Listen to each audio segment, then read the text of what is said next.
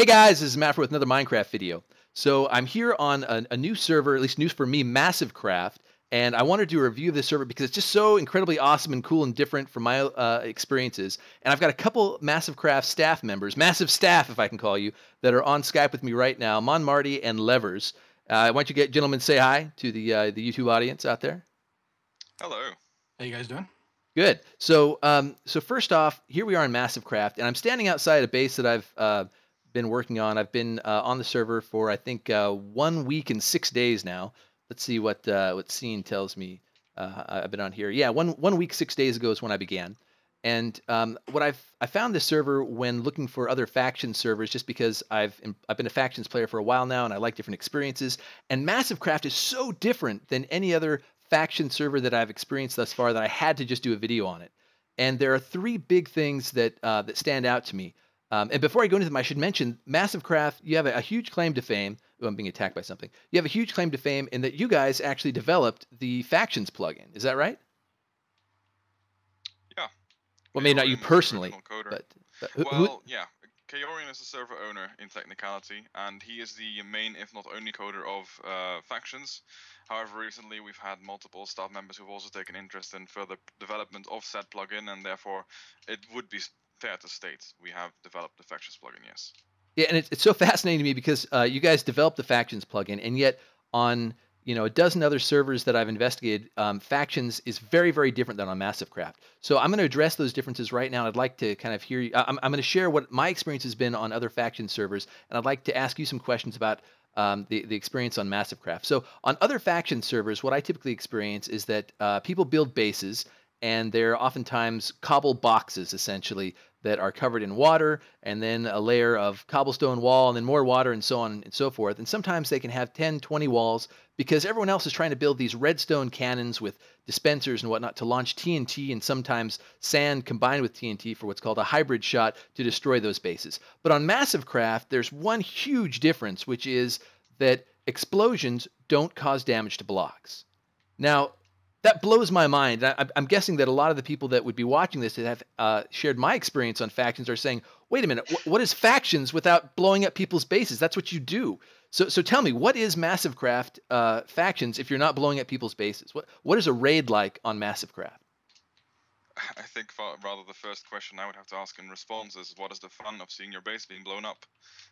Well, that's a good You're spending question. You're spending hmm time and effort to build something. Why would you want someone to blow that up? It seems very ruining to your own experience. That's always been a very sentimental thought behind how we run our factions. As for what a raid on MassiveCraft is, however, it's purely focused in and out of PvP. And sure, cannons do play into it, but cannons are largely used for player damage as opposed to actually damaging structures. Yeah, absolutely. And of course, no one wants to have their bases destroyed. That's that's the whole. You're trying to avoid that. And there's various techniques and tactics in what I'm going to call a typical factions experience to minimize that or avoid that. But what's really interesting is that like this base that I'm looking at right here, that I'm recording right here, it's actually, in my opinion, a beautiful structure. I've kind of mirrored it off of an Edwardian castle, and it's so very different from my experience on typical factions, where, let's face it, factions bases are typically ugly as can be, and just always covered in water or sometimes lava, depending on where you're at. And ooh, ow, I'm getting attacked. I'm being attacked by a vampire leech. Um, so we'll have to talk about massive mobs in a minute. But okay, so that was the big thing, is that raiding on a typical faction server, oftentimes factions players will actually wait until another faction is offline before raiding them because they want to blow up their base, get into it, use creeper eggs or something like that to then blow into the chests that are available, and take their stuff. But on MassiveCraft, that makes no sense whatsoever because, as you mentioned, it's always PvP. So there's no point in raiding a faction that's offline. Raids only occur when a faction is online because you're gonna be PvPing with them. Isn't that right? Yes. Well, unless you're showing up there to, slaughter their livestock or whatnot. But yeah, that beautiful structure you have there, that will remain. However, when they do log in, they might not, if they aren't able to fight back, and they do fight. There's, it. Just because you can't blow down the walls doesn't mean people don't come out and fight. And there's always ways to get around the ins and outs of a structure, find Yeah. your ways in, look for vulnerabilities, pearl over, all the rest. People aren't also building, as you see, walls up to the sky and things like that. So it's a unique environment, but it's deadly. It's still great. The PvP is fantastic. Yeah, and I definitely see there's an entire PvP channel. In fact, right now there's people that are speaking in the PvP channel and talking to each other. I see flame wars and calling players out to battle. So one thing I just wanted to call out was the lack of explosive doing damage to blocks. Now another thing that I found very interesting is kind of the well, there's a couple ways this is expressed, but this is a role playing server, and in fact, you guys promote yourselves as a factions MMORPG, which is fascinating. For those who don't know, MMORPG is a massively multiplayer online role-playing game. And so tell me, what is it? Tell me about the role-playing aspect of MassiveCraft. How does that come into play? Well, the red thread between all the worlds that we create and everything that basically exists is a background story.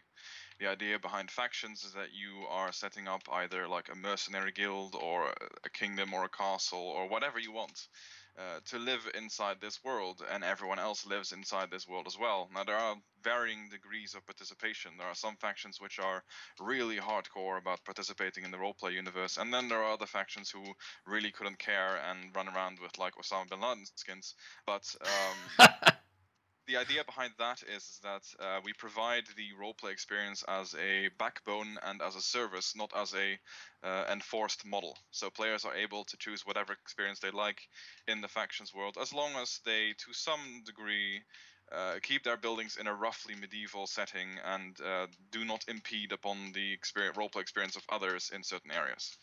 Right. And that brings me to kind of a secondary point along those lines is that there are plenty of rules slash guidelines in terms of what you can and cannot build in order to support that medieval role playing experience. And as you mentioned, keeping your buildings in a roughly medieval um, time period is part of that. So there's not people aren't designing rocket ships, or something like you might see on a Skyblock server where it's freeform creativity or huge pixel art of Pokemon or whatever that might be.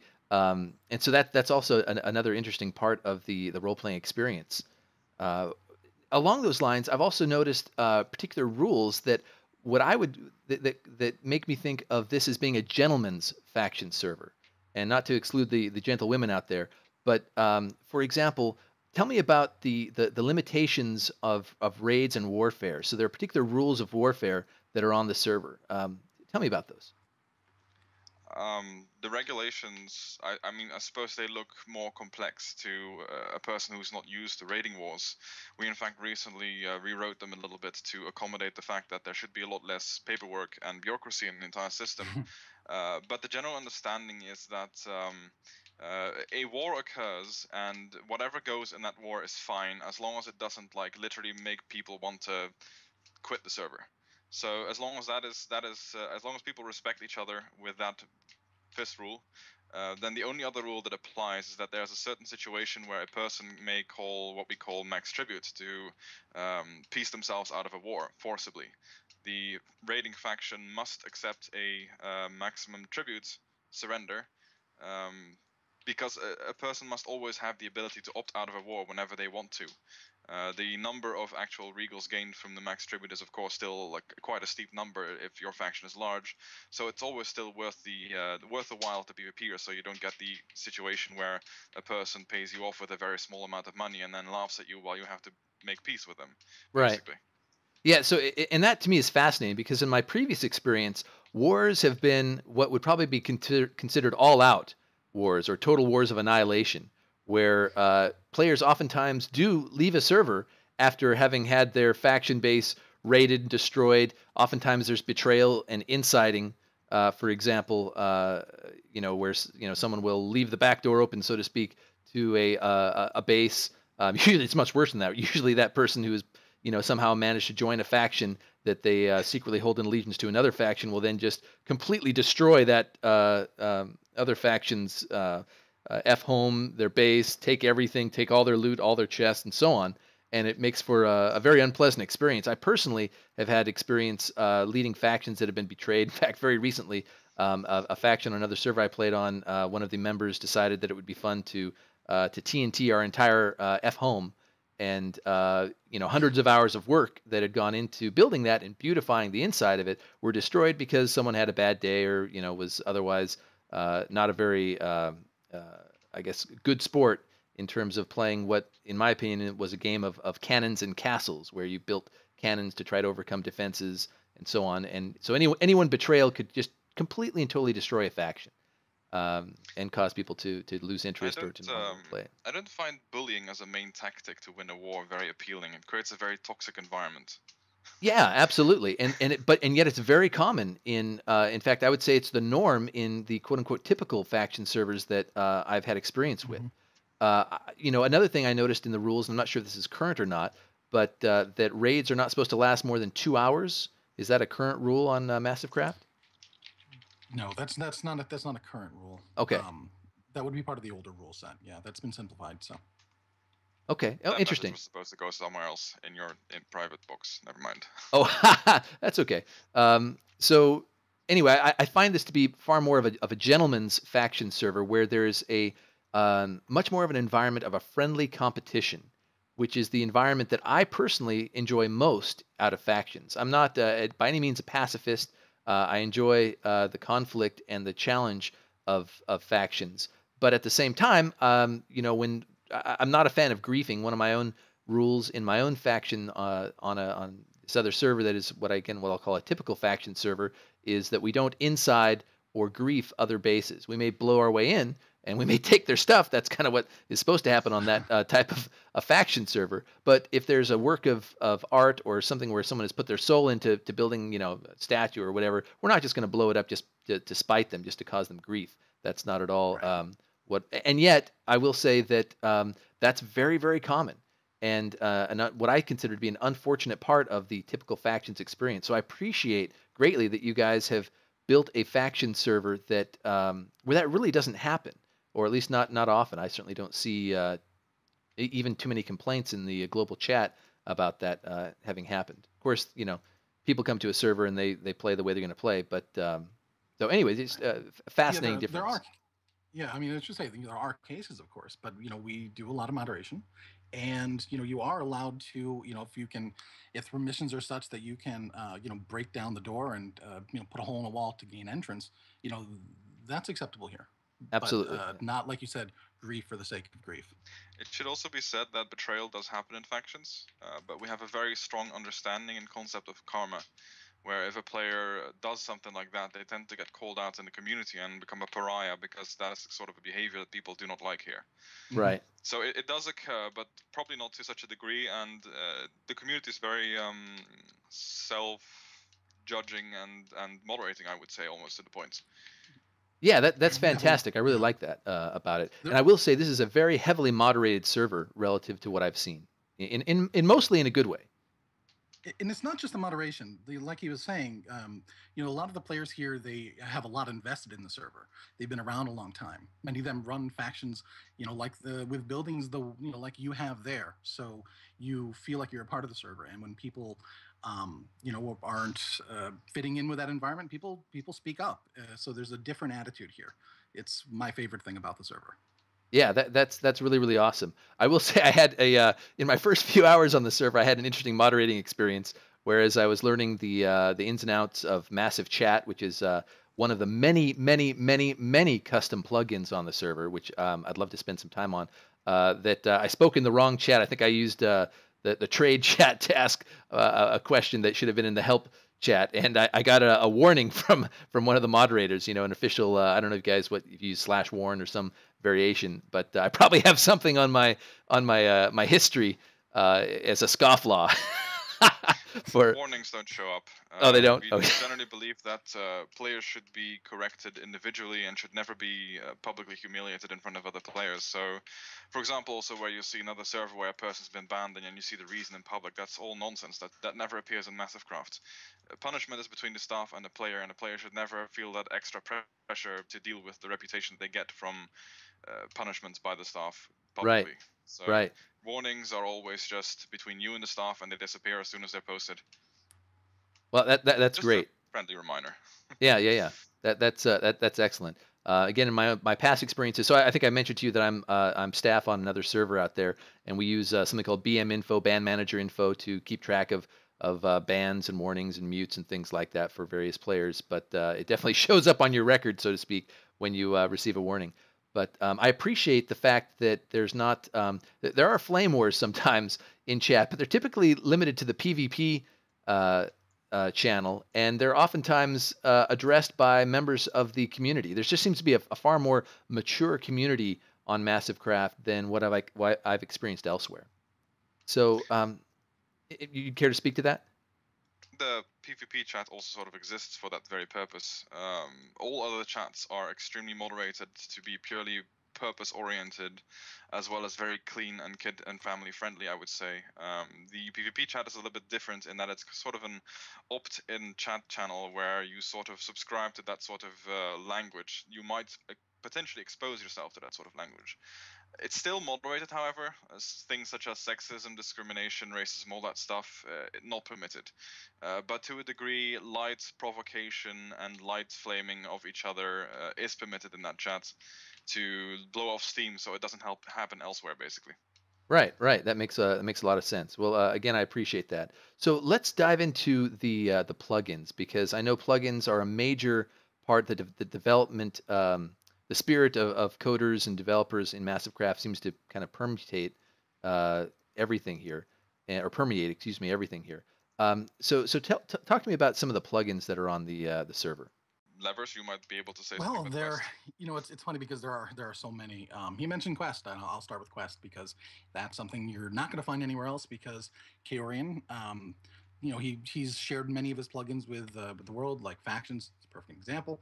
But others he's kept for himself, and that's where you have this exclusive content, like you see with Quest. So other servers set up quests and all the rest, but we have a mechanism where we can code these fantastic quests where you're interacting with NPCs, you're interacting with the world, and as you do it, it moves you through a story, or it brings you head to head with a boss for a fight, or you're crafting something and then the system knows you crafted it and you have to go somewhere else with that and you interact with someone else there. There's these interactive stories that you're not going to find on any other server, and it's all powered by this massive quest plugin. We have 2 quest worlds and 70 quests. So you could, in theory, log into MassiveCraft and do nothing else but play quests for weeks on end.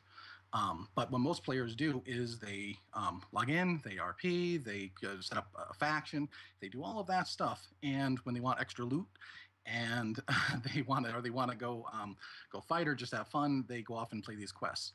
So, but that's just one example. We have, of course, things like Massive Restore, definitely worth talking about. That's how we keep our wilderness pristine. We have Massive Mobs, which is quite a conversation. It's So, still so not active in all our worlds. It's new, but these go on and on. We have traits, massive traits. It's kind of great being on the server. Yeah, it's absolutely amazing. And so I might have separate videos dedicated to each one of these plugins, just because there is so much to say about them. It's incredibly impressive. But as I've been wandering around the world here during this video, I wanted to kind of show off the world. And in fact, this resource pack is a MassiveCraft resource pack that I'm using right now, specially designed for this server. And what's kind of cool is I guess most players are using the same resource pack and therefore seeing the world the same way, which is kind of cool. But the world is pristine, and this is so different from most faction worlds that have been around for more than a month.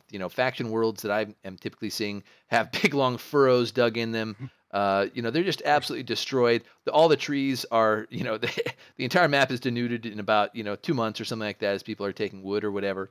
And I'm over here at a faction Valorian. I didn't quite catch it, and I'm outside these massive, huge, beautiful structures that are part of what they've built and are very, very cool.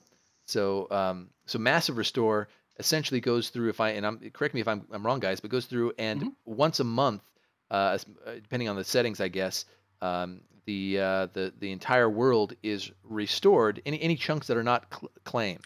Massive Restore, actually quickly correct something on that. Massive Restore is not a It is not a monthly cycle, rather it continuously goes over the map. Every single chunk, every so many milliseconds, checks whether a chunk is whether it is inhabited, as in whether it's been claimed, and then checks when the last edit to the chunk has been made, and then it restores the chunk. And then additionally, what it does is that it repopulates the entire ground with random ores, so you can't just like remember where these ores are, map them out on a waypoint, and then go mine through all of them. The entire system will automatically repopulate the underground with ores with a random generator that is akin to Minecraft. The beauty of the entire system, of course, is that everything is always kept clean, which is so very different from other servers where you walk around and you see these ugly pillars and boxes everywhere. And it's also Yeah. more important because it means we can put so much effort into our map construction. Like we don't do randomly generated Minecraft maps. We actually make our maps with the most state-of-the-art technology prescribed by, for example, Jamsy Boy, using World Painter and Terrain Machine to create these hyper-realistic mountains, and we have BO2 builders. BO2s are our objects that are being placed on the map. So we have 70 different varieties of trees, of which all individually have 30 different individual varieties of. So when you walk through a forest, it's literally every time you turn your head, you'll look at a different kind of setting and a different kind of environment, and which makes the map so much more durable. They tend to live on for years because the maps simply never die, which is another thing. Aside from this whole concept of not having to worry about your base being griefed, you can focus solely on building your faction. You always have the knowledge in MassiveCraft that if you can maintain your faction, your base will be there forever, as long as you maintain it, basically. There's never the threat of a map being removed because some admin thinks that the map is becoming too ugly to maintain. It'll Right. always be there. Yeah, that's huge. And as I'm walking through here, I'm showing off all these different forms of tree structures that I've never seen anywhere else, and they're absolutely beautiful. And on Fenderfell, which is where I'm at right now, I'm going to use a command mr space s, which is massive restore world. It says that this particular chunk I'm on is going to be restored in 2 weeks and 1 day, and that the time between chunk restores is 7 seconds. So every 7 seconds, one chunk, assuming that I'm reading that correctly, is being restored on the map somewhere. And it's slowly working its way through, beautifying and redistributing ores, as you mentioned. So the maps have this eternal quality to them, except for where you claim and build, which is just totally cool. Um, we've been going for a while now, and I have to bring this video to an end because there's lots more that we could discuss. But the one thing I do want to mention is the economy, which is also very different from what I've experienced in the past. And here's what my past experience has been: is that people build bases and then they house inside them some sort of massive machine to pump out cactus or to pump out melons or to pump out sugar cane or whatever it is on that particular server. Now, this is on what I'm calling a typical faction server, in as much quantity as possible, and they go to some sort of central market and they click a sign a million times in order to sell it, all and receive money that they then turn into TNT or whatever to blow up other people. That's not the way that the MassiveCraft economy works at all. It's what I would call a real economy with real supply and demand, where there are certain ways of introducing money into the system, namely, and the money is called regals. If I do a show next slash money show, you can see right now I have 1,349 regals. And the way that money enters into the economy is typically through mob drops. Mobs occasionally drop money, also through the donor privilege of being a premium account. And there's a few other ways, I think voting as well, but it's very limited. And so that money then gets passed around as players trade each other for items. Anything more you can speak to regarding the MassiveCraft economy? Well, first of all, we used to have this old system as well where there were admin shops, but then we sort of came to the conclusion that admin shops are basically tumors on economies and servers in that they cause exactly that behavior. It's very we refer to it as disassociative faction. It's not social to harvest your own resource and then sell it to an impersonal shop and then to make your money through that. Rather, we want to encourage players to have this community sense and play together and work together and earn this money together, as well as trade it around, wage wars over money, etc., which has resulted in a very vibrant economy also on the forum, for example, where, say, artwork gets sold that artists make for actual in-game regals, and other services outside of the game are offered for regals as well. I myself am an artist who sells artwork for regals and real life money, and that's really profitable for me, both out of the game and in the game. So we like to pride ourselves in having a mature economy, and we're also able to actually monitor our economy. Chaosium has coded a whole host of statistics that are viewable on the website, where you can always see like how much money is in the economy right now, how much money is coming in every day, what is the median, what is the average, how much is being taken out by house rentals, etc. So we have not only very powerful tools to actually analyze the economy, but also to maintain it. Whenever like a situation presents itself where the value of the regal might start inflating or deflating, we can interact with the economy directly and see our actions directly reflect upon the statistics, which makes the economy also very durable, aside from what I mentioned before, that the maps will always be there. You never have to worry about those maps being deleted. You never have to worry about your economy being reset. Our server has never, ever had an economy reset. Money has always been there and has never been changed. Yeah, and it's very impressive. And I'll share with you, you're the artistic type and earning money from your art. I'm more of the data type, and I've actually been earning money from something I put together. I'm recording this right now. It's a written book that I've crafted, which is the result of a couple hours spent in the TP market, and it's got all the top buyers and sellers of diamonds and emeralds and all the various ores with the location of the shop and the minimum transaction size. And I've used this to make hundreds and hundreds of regals, just by knowing the best price, always knowing the best price. And then You I've probably sold. sold at my shop, I bet. Yeah. Yes, yeah, Levers, you got a great shop, Hey, and so I'm definitely familiar with it. Though there are some cheap shops that are undercutting you, my friend. But I know. but and even not only have I used that myself, but I've sold copies for 100 regals each to other people who value knowing the state of the economy, this player-driven economy, and Hmm. it's been very very useful for me and for others. As an example, within the main marketplace, there are for every single ore, there are people who are selling it for less than others are buying it for. And so I made a few hundred regals just arbitraging, you know, taking it from Mm-hmm. someone who was selling it for cheaper than someone else would buy it. And, it's some of them are quite significant differences. So, um, well, thanks so much, Which guys. is great. I could go on for a long time. There's so much to talk about. We haven't even talked about massive mobs, though people have seen me fight an undead cleaver, I think it was, which is one of these blue massive mobs, and there's other ones that are green that are even tougher, and so on and so forth. There's massive mob drops that are unique to the server. So much more content, but I'll have to wait for another time. Thanks so much, guys, for hanging out with me. I really appreciate it. And perhaps if people enjoy this video, give this video a like, and I'll continue to do more here on MassiveCraft and share more about this amazing server. I definitely recommend checking it out if you're looking for a different type of factions experience than what you've had. This is almost certainly to fit that bill. So thanks everybody for watching. Appreciate it, and we'll see you next time. Bye, guys. Bye. Bye. Thank you.